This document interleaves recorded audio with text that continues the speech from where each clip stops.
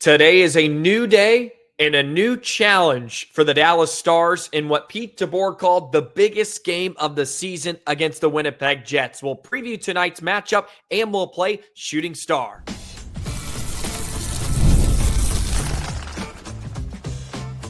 You're Locked On Stars, your daily podcast on the Dallas Stars. Part of the Locked On Podcast Network, your team every day. Howdy, Stars fans. I'm Joey Erickson, former producer of 105 Through the Fan. Please be sure to subscribe. We are free and available wherever you get your podcasts and on YouTube. And as always, thank you so much for making us a part of your day and making us your first listen. Well, if the Dallas Stars want any chance of winning the Central Division and possibly playing the second wild card or one of the wild cards in round one of the postseason, they will have to win tonight's game against the Winnipeg Jets, which will be a toughie, but you never know. The Stars sometimes find a way to be dramatic and turn things around at the right time. It has been dire recently. We'll see what they come up with tonight. We'll preview tonight's contest against the Jets. We'll play Shooting Star before we get you out of here on a Thursday edition of Locked On Stars. Hit that notification bell, hit the subscribe button. Never miss an episode of Locked On Stars. Shout out to all you everydayers out there on Locked On Stars, rocking along with me every single day. So I want to get to a few things in this opening segment. Jake Ottinger will get the start tonight. I'm recording this on Wednesday evening, but we all know Jake Ottinger will be the netminder against Winnipeg. I'm really looking forward to tonight's game too. The Stars have had some really disappointing games against Winnipeg, but the one win they had back in December was probably one of their strongest games of the season when they defeated the Jets 3-1, but they've lost a pair of games to the Peg by scores of 4-1. We'll get to some of the injuries Winnipeg has dealt with recently in the next segment, but it is an opportunity for Dallas to close the gap on Winnipeg. With the 3 third-period blown leads over the last week, they almost took their control of their own destiny part out of it. They're going to need some help from Winnipeg, and they're going to have to lose some games, but you never know. I've said it as well. I think Dallas is going to play Colorado either way. It's going to be a tough ask to track them down, but things can be crazy, and I know it has been absolutely atrocious the last couple of games, but if it's one thing Dallas can rest their hat on is they usually bounce back. They're that type of team. They usually respond. And we've seen it under Pete DeBoer the past few seasons. And the last 3 losses have been a gut punch, to say the least. But you can take some positives out of each one of those contests. At least they had a lead in the third period. Not that it's great that they didn't close out games, but it's not like they were playing from behind and never had a lead in some of these games. They just got lackadaisical. And again, I think they're lacking intensity sometimes in games where they just allow teams to maul them. And you just can't do that, especially against teams like Winnipeg. So let's look for a Dallas team that plays with some desperation. I hope that's the case. I don't know what the coaching staff needs to do to try to motivate this team, but they have their work cut out for them. And I've touched on this a bit throughout the season. I think the Stars coaching staff is really having to earn their paychecks this year, just with the amount of injuries, having to infiltrate some new bodies. They've had a lot of rookies play this season, and they're just trying to find something to grasp onto. And right now, I think the biggest task is, can you motivate this club to get more out of them? They have to find some way to just push this team across the finish line and finish out the regular season. And I hate for them to limp into the Stanley Cup playoffs. They're sort of doing that right now, but they have 5 games remaining to turn things around, or at least garner something positive heading into the postseason. And look, maybe that means nothing, and we're going to get to that here now. Maybe it means nothing playing well heading into round one, but I think it says something when you look at the Dallas Stars expected goal differential. And I'll bring up this graphic. Michael Dixon of 96.7 The Ticket, pre and post host, wonderful job. He put this out on X and talking about how maybe playing your best hockey at the right time doesn't always equal Stanley Cups. And he put a couple of graphics out. You can see Florida here. They had a dip in their expected goals differential in March, but they started playing better in April before they went. And then boom, they kind of exploded and eventually, of course, won a cup. Even in Vegas, a pretty big dip in March, but they started to pick it up, and then boom, they exploded. And you're seeing that with a lot of the recent cup winners. I believe Colorado's in this as well. Very, very similar. And of course, you can argue a lot of different points. Number one, Dallas is without their best player, and Miro Heiskanen, and that pretty much coincides. This graph that I'm showing on Twitter currently, or not on Twitter, on YouTube, for those of you watching, the expected goals differential was positive for Dallas in February, and basically coincides with Miro Heiskanen's departure. It's been slowly dipping and decreasing the whole rest of the way now into April. It pretty much is a complete marker in January when Miro went down, and it's just slowly sort of declined and kind of gone up and down in spurts. But for the most part, it has been falling. And it is a worrying trend that we've discussed a lot here. And I know we've beat a dead horse on this topic. But again, the Stars are without their number one D-man. And some of those other teams, like Florida, Bob was shaky at points, and then boom, he's just hot as can be. Right? They just, that's just Bob though. Bobrovsky just shows up when it really matters the most. Of course, Colorado's a team that had elite high-end talent. And Vegas was really deep, but at the same time, they were trending upwards heading into the postseason. A lot of these teams, like Colorado, they were trending heading into the Stanley Cup playoffs, whereas Dallas is slowly declining, and they're not getting much better. And again, I don't think they have an answer right now for any of these issues. This is just who they are. You're replacing a lot of minutes of Miro Heiskanen with Cody Ceci, Lyubushkin, Dumba, right? It's just not a recipe for success. And I know many Stars fans are saying that they should have traded for a good defenseman or a blue liner. I pose the question again, what player was available that you think would have changed this graphic right here, or really changed your overall perspective of Dallas right now? Maybe the Stars aren't being outshot and outchanced as much as they are. I still don't think the Stars are a cup winner without Miro Heiskanen. You don't win without those type of, you need those type of players. And the Stars do not have one right now. He's incredible. And again, you can't measure a lot of what Miro Heiskanen brings on the defensive side of the puck night in and night out. You can't measure a lot of those things, even analytics. You just can't measure what the Dallas Stars are with number 4 in the lineup. And maybe it's a negative mentality or something you don't want to hear about Dallas, but I just do not see them beating a team like Colorado in a 7-game series without Miro Heiskanen. And look, he could still come back in game 1. He could be out the whole series. It would change my perspective. If we know Miro's ready for game 1, I'd probably pick Dallas to win the series. I won't pick them without him. Really, for even any sort of time. I don't like what Dallas is without him, and they are just too much of a mess right now, and their margins are too slim for them to win hockey games.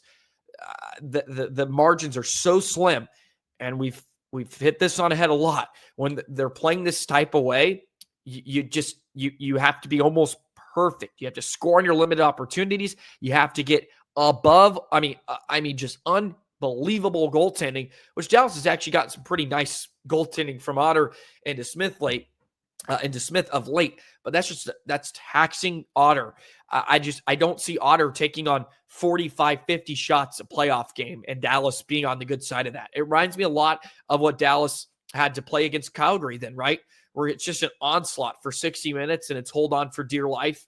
And you get a few bounces to go your way, but it's just not a recipe for sustained success. And I hope it changes. I really do. I hope Dallas can figure it out. I don't think they will or can without Miro Heiskanen in the lineup. And maybe he comes back, surprises us, and we'll all be just praising the Lord coming back in a few weeks. We'll see. It'll be very, very intriguing. But obviously, this graphic here of expected goal differential is not the prettiest thing in the world. But maybe Dallas can start to trend upward here in the final 5 games and get going. They just need anything right now. And again, if you're Stars fans, maybe we can sit here and think, oh, well, they can't be worse. Can they? I don't know. I hope they can't. Anyways, there we go. I just wanted to share some of that because there's some interesting comments underneath. I think you make the argument for both ways. Look, the Stars are not in similar.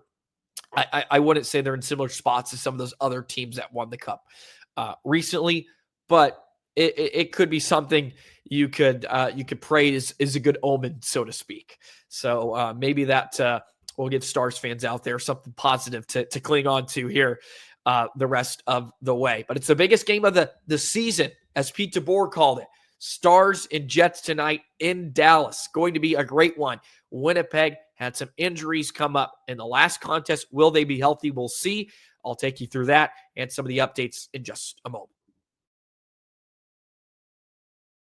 Do you have trouble sleeping? If so, you're not alone. That used to be me, lacking rest, tossing and turning. I was late for meetings. I never felt like myself. That's until I found Bare Mattress. Bare Mattress and their sleep recovery technology helped me fall asleep faster as well as enjoy deeper sleeps. I felt like myself again, and you can too. Bare Mattress knows that every sleeper is different. That's why they have their sleep quiz on their website that finds you your perfect match. As a side sleeper, I matched with the Elite Hybrid mattress, and I've been telling everyone in my life they have to try Bare Mattress risk-free. You can sleep on your Bare Mattress up to 120 nights, and if you're not getting the best sleep of your life, you can get it refunded. They'll pick it up with absolutely no hassle. So go to bearmattress.com and use my promo code LOCKEDONNHL at checkout to get 40% off site-wide. This offer is not available anywhere else. You have to use my promo code on the very last page of checkout to get this discount. That's bearmattress.com. Use my promo code LOCKEDONNHL for 40% off site-wide. Bearmattress.com, promo code LOCKEDONNHL. Well, here we go, Stars fans. Here we go. Stars versus Jets. Should be fireworks either way. Whatever the result is, I think it could be the Stars just going down in a heap of flames. It could be Dallas completely dominating Winnipeg for 60 minutes, which more than likely will not happen. But you never know. Maybe the Stars will surprise us. They like to do that sometimes. Look, I don't know what else there is to say about the Jets. I mentioned it after the last game Dallas played. The West is going to run through this team. They look locked and loaded. And I think they should be a favorite to win the West. They just have everything you want. Elite defending, big physical blue line. They got elite scorers up front with Kyle Connor, Scheifele. They're deep down the middle. They have good bottom six depth that give you some skill, give you some size, give you some physicality. They forecheck their asses off. They have fantastic goaltending, best in the entire league with Hellbuck, right? They have the makings of a lot of greatness. Saying that too, who knows what the postseason holds? They've had a lot of those components in recent years, and it hasn't always translated, but this year feels a bit different. They've just beat the brakes off teams all year long. They did have some injuries last game. Ehlers was out with a foot. Kapari was a concussion. Miller was out with an illness. They all did not play on Monday against the Blues the other night in a 3-1 win over St. Louis. So they're still finding ways to win games without some of their key players. Neil Pionk, by the way, he's been out with a lower body injury about the last month. He's really close to returning, head coach Scott Arniel said, so maybe he's in. Hold up. Excuse me. I apologize. Quick sneeze there. Sometimes you just have to let it rip. Vilardi as well. He was placed, actually designated week to week late in March with an upper body injury. So they're still waiting his return. But the Jets, their power play is so good, 29%. They've sort of been, I think, a benchmark for other teams, and even Dallas for that matter.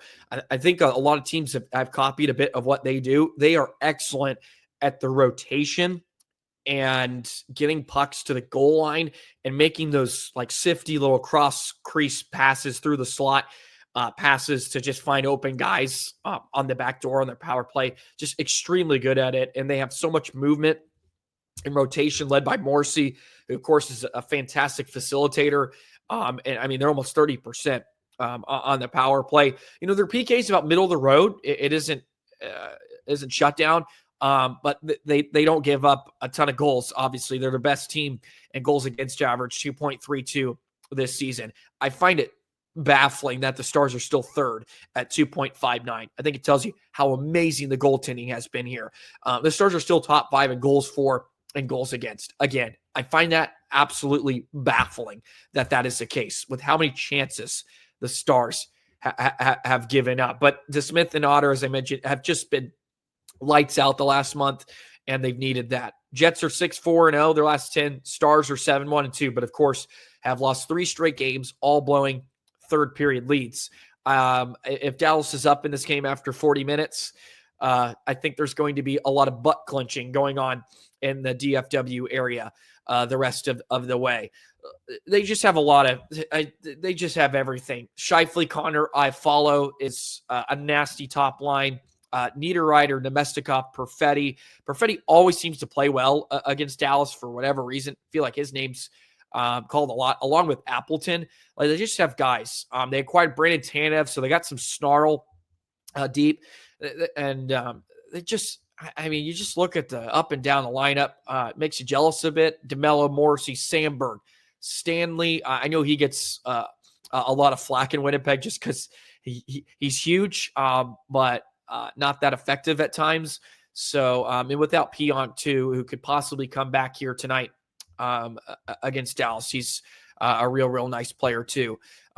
They're just getting scoring from all over the place too. Look, Connor and Scheifele are about to hit 40 goals. You know, Ehlers is having a great season. Velarde too.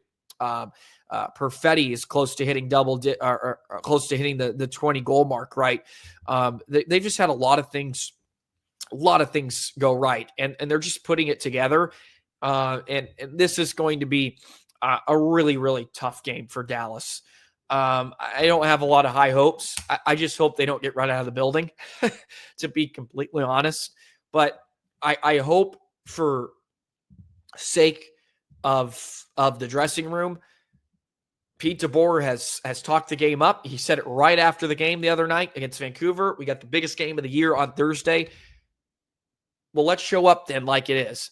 And not that I want this to be the biggest game of the regular season. It's a Thursday night, the end of April. But if this is how they're going to motivate themselves, I guess you could say, if this is this the way they have to talk about the game in order for them to show up and play a full 60 minutes, I'm all here for it. Whatever. It could be the biggest game of the year. I don't love hearing that talk this late in April, so to speak.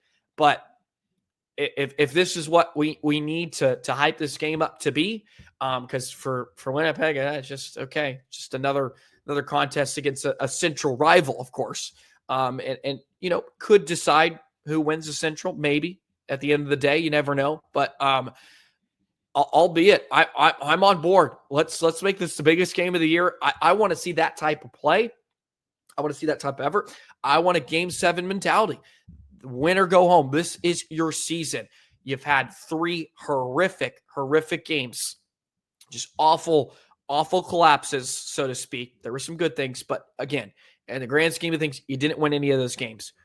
I want to see that desperation, because I've seen a lot of desperate teams come into Dallas that aren't playing for anything. and outplay the Stars. That can't happen. Can't happen on home ice. Let's buck up against Winnipeg tonight. So there we go. That's sort of my breakdown. I want to see Dallas be desperate. They have to be.